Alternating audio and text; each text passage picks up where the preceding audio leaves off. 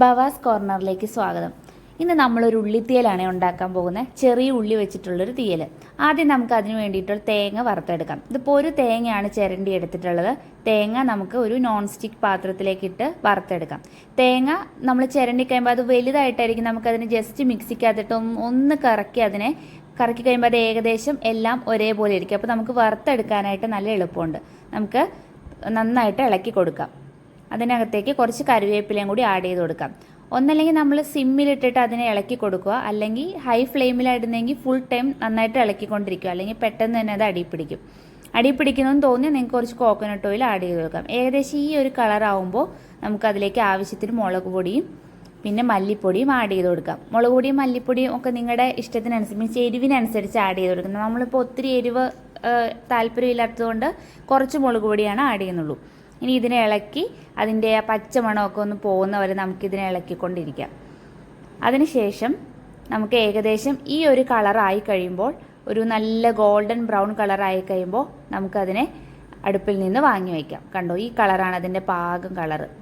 ഇനി നമുക്ക് ഉള്ളിത്തീയലിനുള്ള ഉള്ളി വഴറ്റിയെടുക്കാം. ഇതിപ്പോൾ ഏകദേശം ഒരു അര കിലോ ചെറിയ ഉള്ളിയും ഒരു 4 പച്ചമുളക് നീളത്തിൽ കീറിയതുകൊണ്ട് നമുക്ക് ഇതിനെ രണ്ടിനെയും കൂടി ഒന്ന് നന്നായിട്ട് വഴറ്റിയെടുക്കാം. കുറച്ച് കറിവേപ്പില കൂടി ആഡ് ചെയ്തിട്ടുണ്ട്. കറിവേപ്പില ഇല്ലാതൊരു പരിപാടി ഇല്ലല്ലോ നമുക്ക്. അങ്ങനെ എന്നിട്ട് നന്നായിട്ട് ഉള്ളി വഴറ്റിയെടുക്കാം. ഉള്ളി നന്നായിട്ടൊന്ന് ഇളക്കി കൊടുക്കുക. ഇളക്കി ഏകദേശം ഈ കളറായിട്ടുണ്ട്.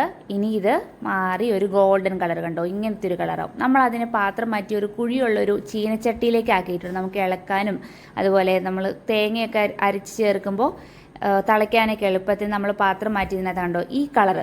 ഏകദേശം ഇതിപ്പോൾ കണ്ടോ നല്ല ഗോൾഡൻ ബ്രൗൺ കളറായി. കാണാൻ തന്നെ എന്ത് രസമാണല്ലേ ഉള്ളി.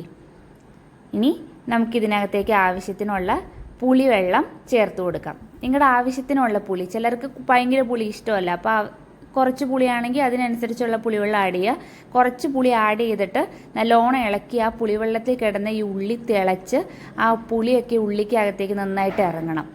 ഈ ഒരു സമയത്ത് പുളി പാകമാണോ എന്ന് നോക്കാം. അല്ലെങ്കിൽ നമ്മൾ അരപ്പെല്ലാം ചേർത്ത് കഴിഞ്ഞിട്ടും നമുക്ക് പുളി കുറവാണെന്ന് തോന്നിയാൽ അന്നേരവും ആഡ് ചെയ്ത് കൊടുക്കാം. ഇതിപ്പോൾ നന്നായിട്ട് വഴഞ്ഞിട്ടുണ്ടെങ്കിൽ നമുക്ക് ഇതിനകത്തേക്ക് നമ്മൾ വറുത്ത് വെച്ചിരിക്കുന്ന തേങ്ങ നല്ല മഷി പോലെ അരച്ചെടുത്ത പേസ്റ്റ് ഇതിനകത്തേക്ക് ആഡ് ചെയ്ത് കൊടുക്കാം. ആഡ് ചെയ്തിട്ട് നന്നായി മിക്സ് ചെയ്ത് കൊടുക്കണേ. നമുക്ക് ഇളക്കി കൊടുക്കാം.